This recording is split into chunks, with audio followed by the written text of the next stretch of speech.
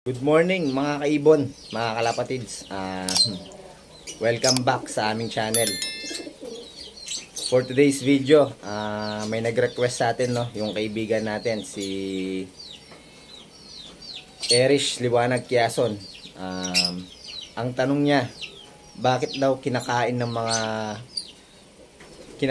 o tinutuka ng mga alaga nating lovebirds yung mga itlog nila. So yan ang ating topic ngayong umagang ito. Sasagutin natin yan after ng intro.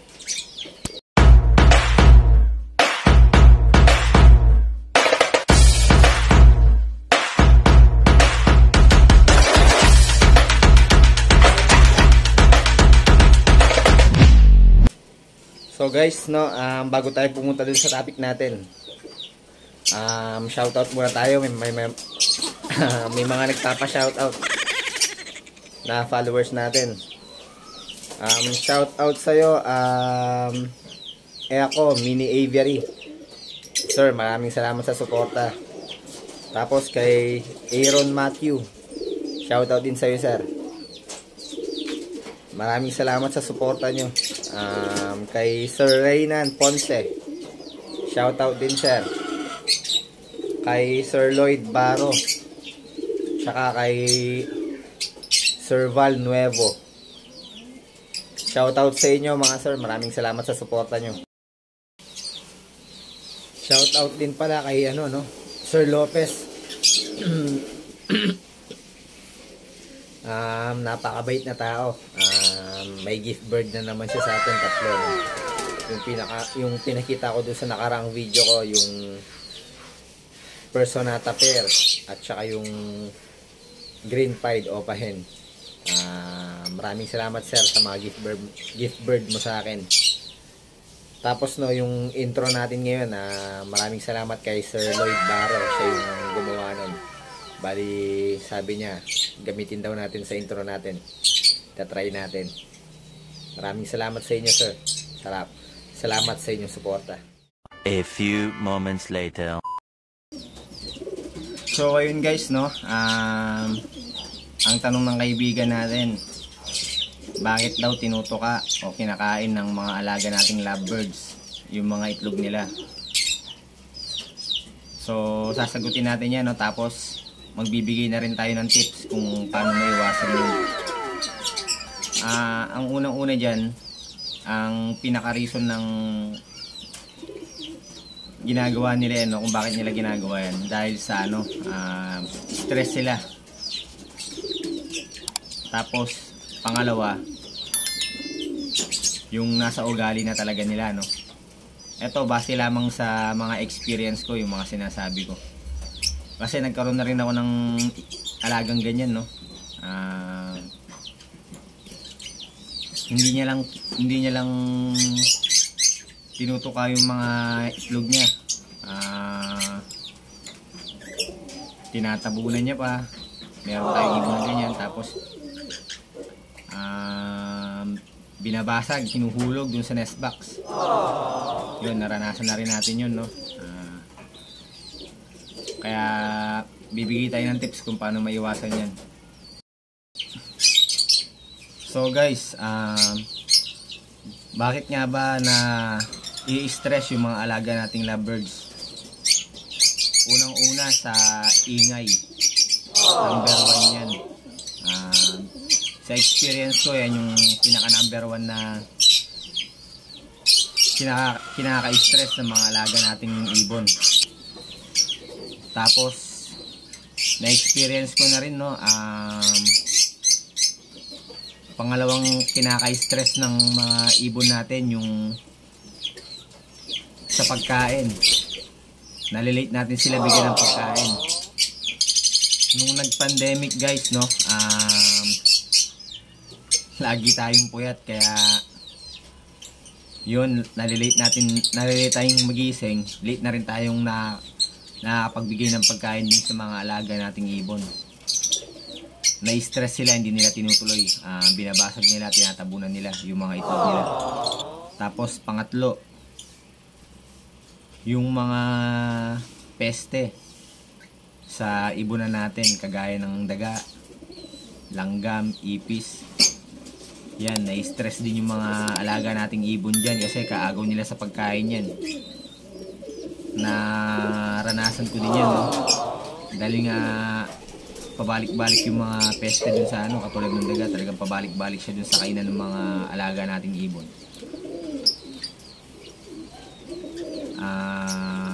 Nai-istorbo yung pag-breed nila. So yun lang naman guys, no?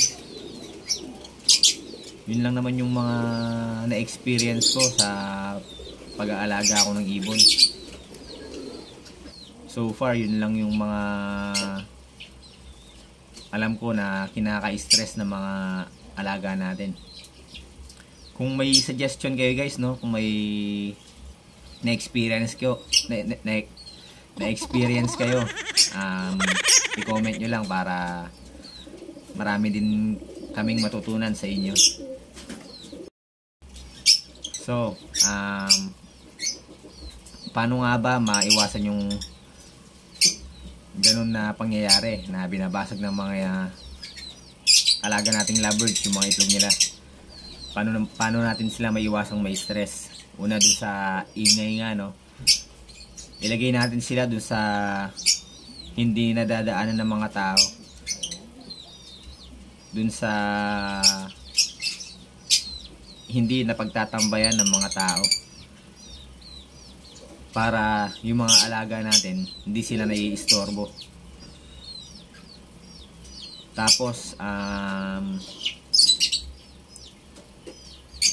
hanggat maaari, no, sanayan natin yung mga ibon natin sa atin. Ako, ang ginagawa ko, sinasanay ko yung mga ibon ko. Lagi kong sinisilip yung nest box nila bago sila mag-breed, para pag nag-breed na sila, sanay na sila na sinisilip natin yung nest box nila. Tapos suggest ko din, no, kung gusto nyong kumuha ng ibon, bumili, ganyan, kuha kayo yung medyo bata pa para kaya nyo pa silang paamuhin. Kasi kapag matured na, no, mahirap nang paamuhin yung mga ibon natin. Pero may paraan naman para paamuhin yung mga matured nating mga ibon, no. Sa mga next vlog ko, sasabi ko yan sa inyo. Bibigyan ko kayo ng tips kung paano paamuhin yung mga alaga nating ibon. Tapos guys, yung sa pangalawa naman, no, yung sa pagbibigay natin ng pagkain, kailangan naka-oras yung pagbibigay natin ng pagkain sa mga alaga nating lovebirds. Ako, nagbibigay ako 8 AM. Dapat 8 AM nabigyan ko na sila ng pagkain tsaka ng inumin, kasi dyan na nasanay yung mga ibon natin, no, kung anong oras tayo nagbibigay. Dapat hindi tayo pabago-bago magbigay ng pagkain sa mga ibon natin, hindi tayo pabago-bago ng oras. Kung 8 AM ka nagbibigay, ganun dapat lagi, para di ma-stress yung mga ibon natin. Kung mas maaga ka, mas maganda. Yung iba nagbibigay ng 6 AM, 7 AM. Yun, dapat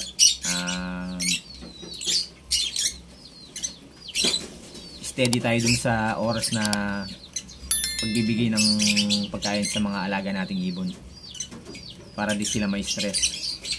Tapos guys, pangatlo, no, yung sa mga peste nga, nagbigay na ako ng mga ng tips, no. Kung mapapanood niyo yung mga last video natin, nagbigay na ako ng tips kung paano maiwasan yung peste sa aviary natin.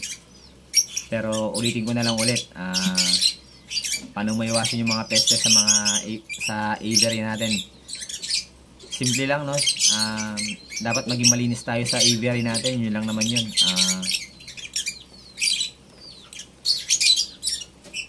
Dapat tinatanggal natin yung mga dumi sa poop tray ng cage natin. yun, yun lang naman yun. Kailangan maging malinis tayo sa aviary natin para yung mga peste hindi nilalapitan yung aviary natin. Kasi kung marumi yung aviary natin, parang ini-invite na rin natin yung mga peste sa aviary natin. Kaya dapat maging malinis tayo sa aviary natin. Tapos guys, yung sa pangalawa, yung sa ugali ng ibon natin, doon no,